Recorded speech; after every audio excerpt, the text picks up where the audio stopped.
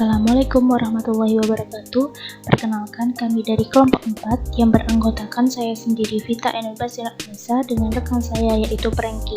Di sini kami akan menjelaskan materi mengenai hidrosfer atau lebih spesifiknya itu mengenai siklus hidrologi. Masuk ke materi siklus hidrologi, kita harus mengetahui apa itu yang dimaksud dengan hidrosfer. Hidrosfer itu berasal dari dua kata yaitu hidros dan fer. Hidros itu berarti air dan fer berarti lapisan. Sedangkan hidrosfer sendiri itu diartikan sebagai lapisan air. Lapisan air berupa benda cair atau air dan padat atau salju atau es dan gas yaitu uap air. Dan semua contoh itu masuk ke dalam kelompok lapisan air. Apabila ada perubahan hanya wujudnya, misalnya pada musim panas itu sebagian es mencair dari padat menjadi cair sehingga kesannya cairan dari lebih banyak daripada benda padat. Kemudian sebaliknya pada musim dingin cairan akan kembali membeku menjadi salju atau bahkan menjadi es yang sangat keras.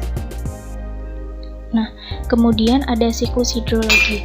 Telah dikatakan bahwa jumlah air di bumi itu relatif tetap karena adanya siklus hidrologi. Kurang lebih 70% yang mendasari bumi itu adalah air.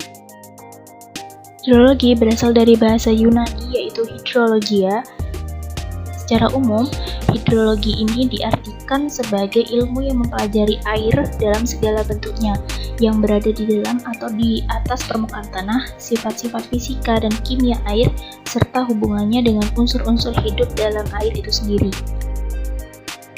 Ada beberapa ahli yang merumuskan tentang pengertian dari hidrologi, yang salah satunya ada Marta dan Adi Dharma tahun 1983. Ia mengatakan bahwa hidrologi adalah ilmu yang mempelajari tentang terjadinya pergerakan dan distribusi air di bumi, baik di atas maupun di bawah permukaan bumi, tentang sifat fisika, kimia air, serta reaksinya terhadap lingkungan dan hubungannya dengan kehidupan.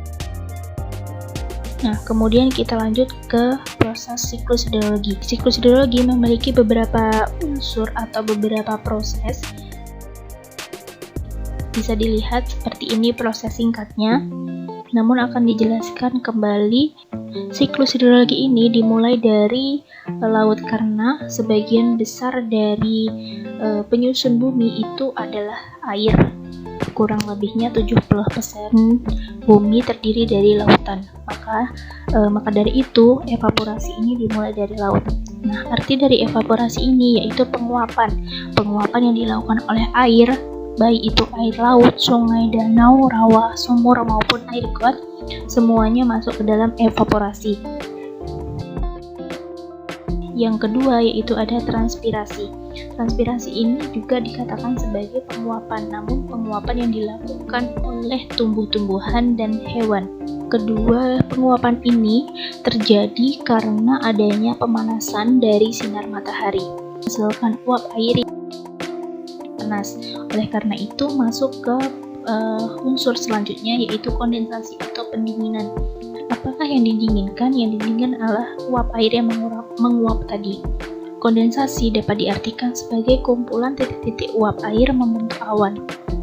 Kemudian awan dan titik-titik uap air itu yang belum menjadi awan bergerak ke darat yang dibantu oleh angin. Nah, itu masuk proses yang ketiga yaitu adveksi. Adveksi adalah gerakan udara ke samping atau horizontal atau secara mendatar yang terbawa oleh angin ke daratan. Kemudian awan menjadi besar dan berat akan uap air. Nah, selanjutnya akan masuk ke proses yang selanjutnya. Pretisipasi, turunnya hujan. Hujan jatuh ke permukaan tanah. Sebagian mengalir di atas permukaan tanah atau disebut dengan runoff. Wujudnya bisa seperti sungai dan saluran air.